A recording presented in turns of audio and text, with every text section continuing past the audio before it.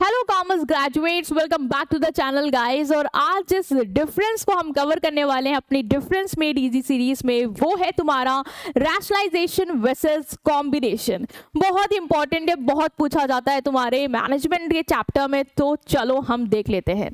Basically business organisation में भी देखो, हमारा रैशनलाइजेशन बहुत ही सिंपल तरीके से बताती हूँ, सुनना।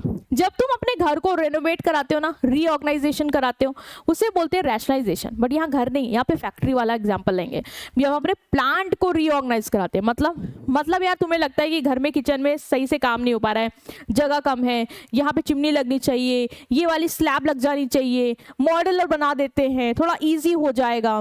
तो तुम क्या कर रहे हो, दोबारा से चीज़ों को अरेंज कर रहे हो, दोबारा से ऑर्गेनाइज कर रहे हो। क्यों? ताकि ईजिली तुम आप काम कर पाओ एफिशिएंटली।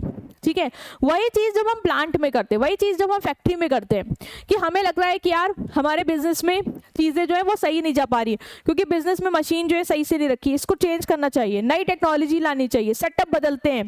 तो ये होता है रैशनलाइजेशन। और कॉम्बिनेशन क्या होता है? सिंपल है यार, जब एक बिजनेस दूसरे बिजनेस के साथ कंबाइन कर जाए, मर्ज कर जाए, या एक बिजनेस दूसरे बिजनेस को एक्वायर कर ले, तो ये जो आपस में कंबाइन हो रहे हैं ना, इसे बोलते हैं बिजनेस कॉम्बिनेशन। जब दो और दो से ज्यादा बिजनेस एक साथ आ जाते हैं। क्लियर? तो रैशनलाइजेशन क्या है?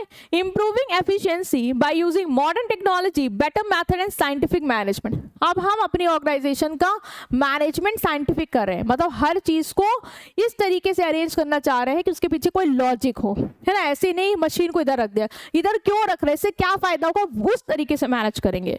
ठीक है, इससे क्या होगा, जब हम चीजों को नई मॉडर्न टेक्नोलॉजी लाएंगे, ठीक है, या हम बेटर मैथड काम करने के ढूंढेंगे, वो सेट करेंगे अपनी ऑर्गेनाइजेशन में, ठीक है, तो हमारी एफिशिएंसी, काम करने की क्षमता बेटर होगी। कॉम्बिनेशन क्या है? जब दो या दो से ज्यादा बिजनेस आपस में कंबाइन होते हैं ताकि एक बिजनेस बना पाए, उसे बोलते हैं बिजनेस कॉम्बिनेशन।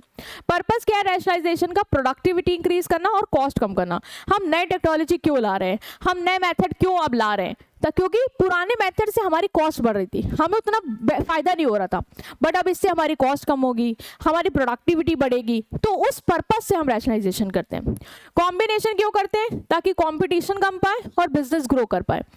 एक बिजनेस, दो बिजनेस आपस में पहले कॉम्पिटिटर थे, वो प्राइस कम करे, वो प्राइस कम करे, कस्टमर बढ़िया फायदे में जा रहा था, दोनों ने अब मर्ज करके एक ही मार्केट में डोमिनेट करना शुरू कर दिया, एक ही यूनिट की तरह।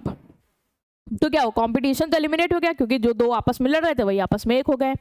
तो कंपटीशन कम हो जाता है, आपकी ग्रोथ अचीव हो पाती।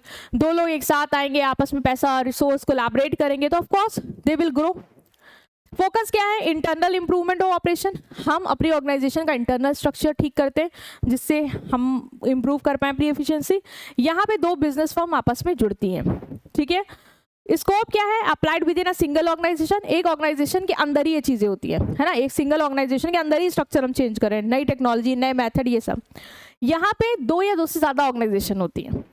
Example, installing automated machine to increase production. Like हमने ऑटोमेटिक मशीन लगा दी ताकि प्रोडक्शन बढ़ जाए, और यहाँ पे दो कंपनी आपस में मर्ज कर रही हैं एक ऑर्गेनाइजेशन फॉर्म करने के लिए। तो ये एग्जाम्पल हो जाएगा तुम्हारा बिजनेस कॉम्बिनेशन का।